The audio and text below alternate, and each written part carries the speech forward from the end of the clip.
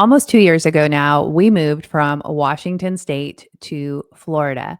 And the catalyst for us thinking about moving out of Washington was our encounter with Washington's anti parent, anti family laws that did not allow us to make very important decisions for our teenage child during a mental health crisis. Today, we're going to take a look at two bills that are currently active in Washington state legislature and the Florida legislature. These both pertain to the rights of parents in making decisions for their children. We're going to compare and contrast these two bills, and I'm going to show you the difference between the way these two states treat families and the rights of parents to protect and be engaged in the lives of their children.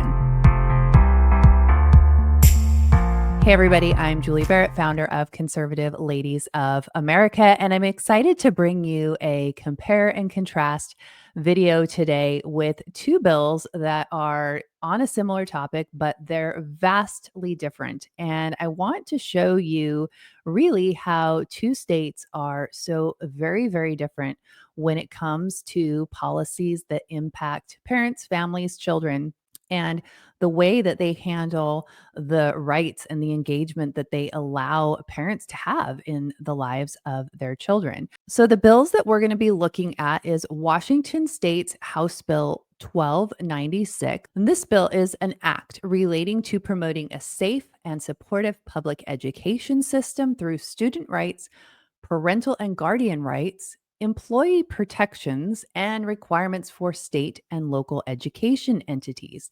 So, this bill, I've done a number of videos on this bill already, which I will link in the description below if you want to go check those out and learn more of the details about this bill. But essentially, this bill is repealing citizen initiative, Initiative 2081, that was made to the legislature that gives parents more access to student records in the public education system. And of course, the Washington Democrats don't want parents to know about a lot of medical and mental health records that may happen through the education system, especially anything dealing with gender or sexual identity or expression. They want to keep those secret from parents and have pretty robust policies in place to do that. On the other hand, we have Florida's House Bill 1505. There's also an identical bill filed in the Senate, Senate Bill 1288. This bill, to be entitled An Act Relating to Parental Rights, Deleting Exceptions for Certain Parental Rights, creating the parental right to review and consent to survey or questionnaire provided to his or her minor child, creating the parental right to grant permission for the results of responses for such survey or questionnaire to be shared or distributed. The description goes on to list a number of other aspects that require parental consent to have shared.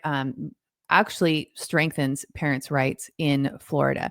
So I want to dig into both of these bills and show you exactly how these bills are different and maybe a couple places where they're similar. I do want to preface my deep dive on these two bills, my compare and contrast with our experience in Washington. As I mentioned at the very beginning, it was because of our encounter with Washington's anti-parent laws that we decided to get out of Washington state.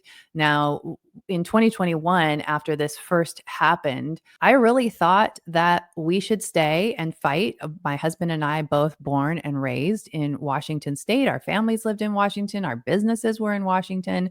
And so we had, all our roots were in Washington. We didn't want to leave.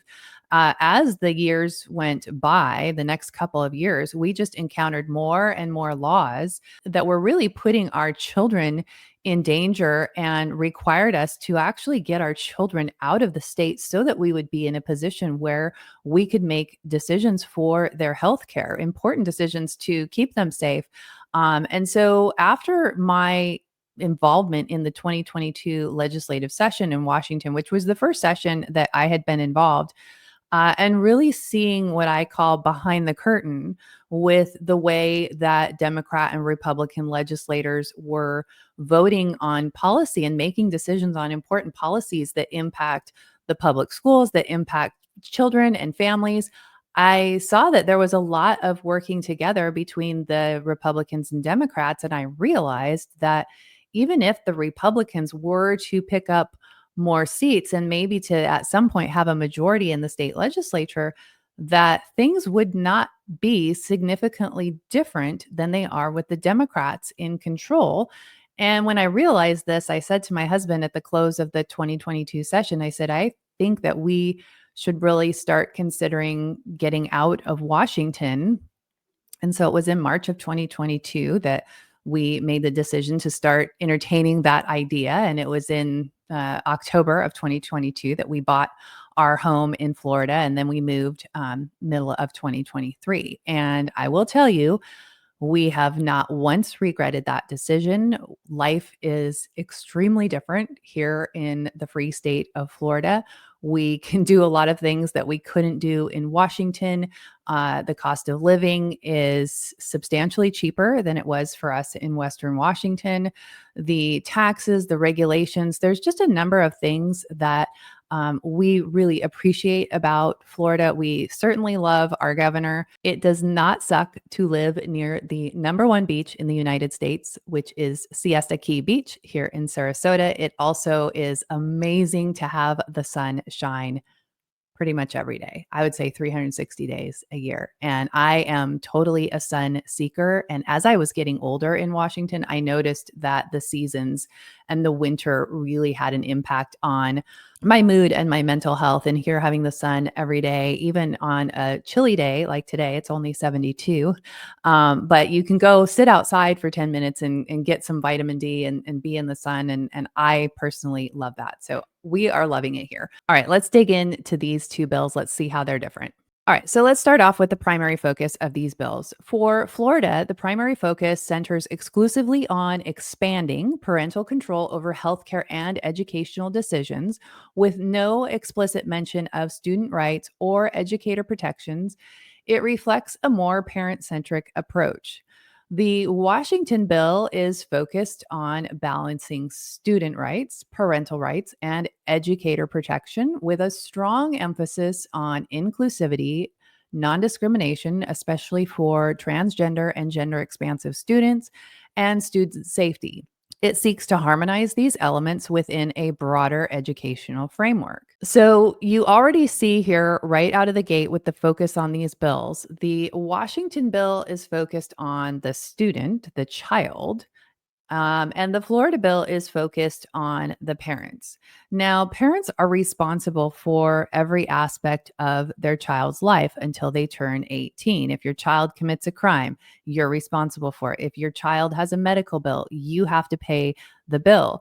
That is one of the main reasons that we give parents the right to have control over decision making. Not to mention that children are not mentally or emotionally mature enough to be making these big decisions in their lives and decisions that are going to likely impact them for a long period of time. So, right out of the gate, we see that the Florida bill is focused on parents, the Washington bill is focused on children. Okay, so the Washington bill, as I just said, is focused on children. So the student rights, the Washington bill explicitly establishes a statement of student rights enumerating constitutional and statutory rights, example, free speech, due process, non discrimination, and requiring schools to promote these through educational materials. The Florida bill, of course, does not address student rights directly. The focus is solely on parental authority, implying students' rights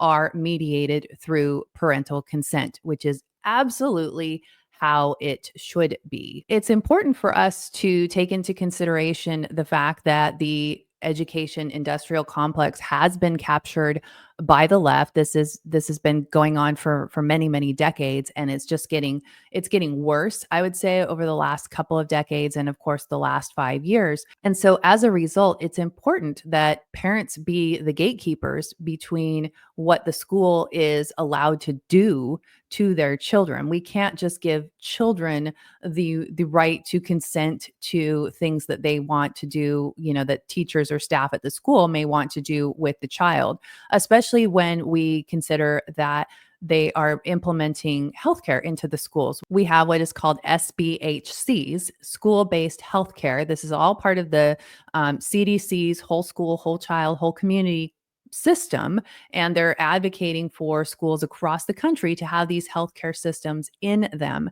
And so this is why it's important. This is another reason why it's important that parents be that gatekeeper between the education system and their child. We don't want to be sending off our children to school and essentially giving the government control over our children. So while we want all children to be treated equal and treated with respect and kindness, and we don't want bullying and things like that, it is important that parents' rights supersede students' rights, where students aren't having that direct authority with the school. You need the parent to be the gatekeeper. Okay, let's take a look at the scope of parental authority. So, the Florida bill provides more direct and expansive parental control, such as requiring written consent for all healthcare services except emergencies. So there is a clause if it's an emergency situation and someone needs to make a life or death decision to help the student, they are able to do that. But any other healthcare, they have to go through the parent. They have to have parent consent for biofeedback use and survey participation with no opt-out mechanism. So parents must affirmatively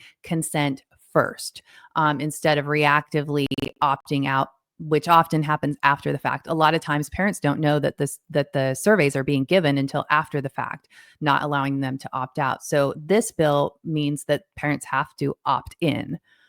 Now, the Washington bill grants parents rights to access records, opt out of surveys and health education information, and receive notifications, but these are framed within a broader system that prioritizes student safety and inclusivity. Some parental rights are limited by exceptions.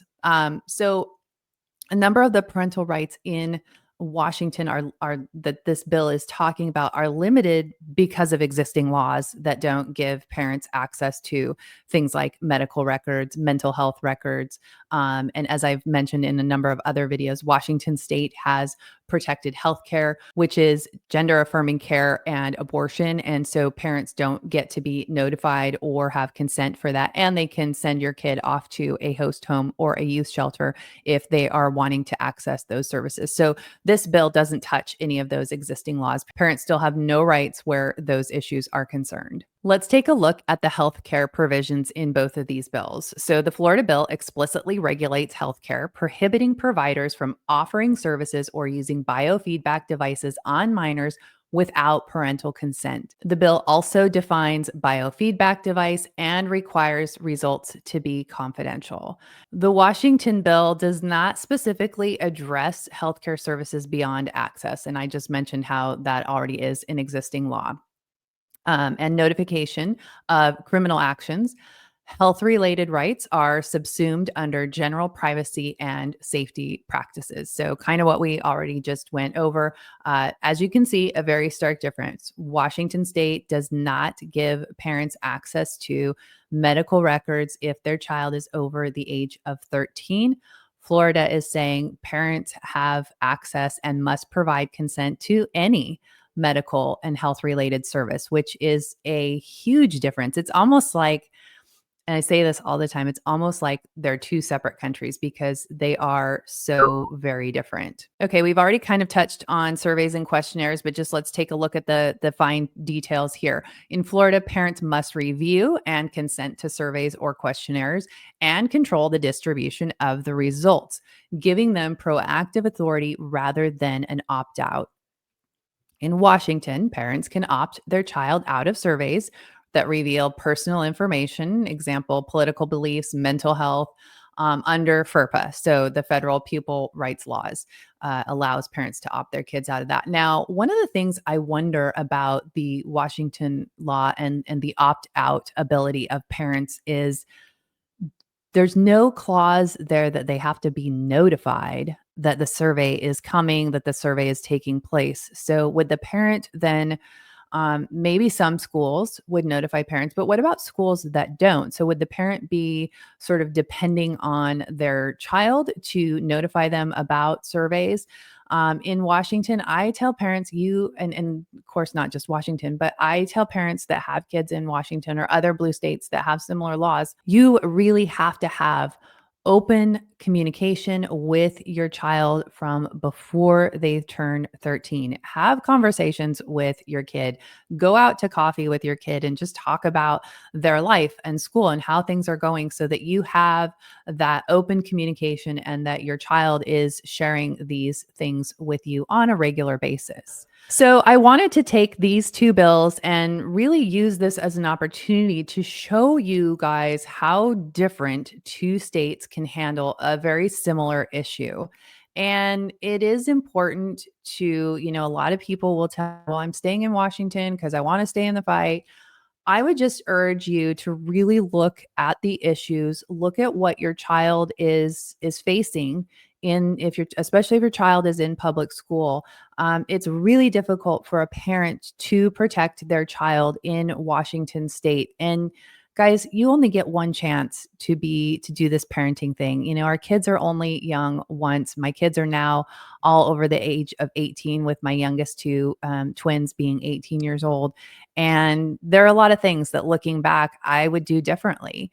And I definitely would have gotten us out of Washington state differently had I known then what I know now about all these laws. And so I say this to you because I want to forewarn you. I want to give you the opportunity to see the reality, see what's going on so that you can decide what's best for your family and your children. And maybe that is staying in Washington, but maybe it's not. Maybe you realize that things are really not good for families in Washington and you want to look at other places. Certainly, Florida is not the only state that is creating these robust laws to protect parents and families and children. There are other states that are doing a great job with that as well. So it is important when you're looking at places to live. What are their policies and how are those going to impact me and my family? I also want to note that in this video, I did use the Stryker Amendment on House Bill 1296. This bill is scheduled for a floor vote. It's on the calendar right now. And the Stryker Amendment means that it would replace the existing bill. So they have made some changes to the original bill, a number of changes actually that make the bill quite a bit less bad. It's still a really bad bill, but it's a lot less bad than it was originally. And so that is the version of the bill that I used to prepare my notes for this video. I will have links to all of these bills in the description so that you can go read through them, geek out on them if you like, as well as links to other videos that I have done on House Bill 1296 for those of you who are in Washington and interested in digging deeper into that bill.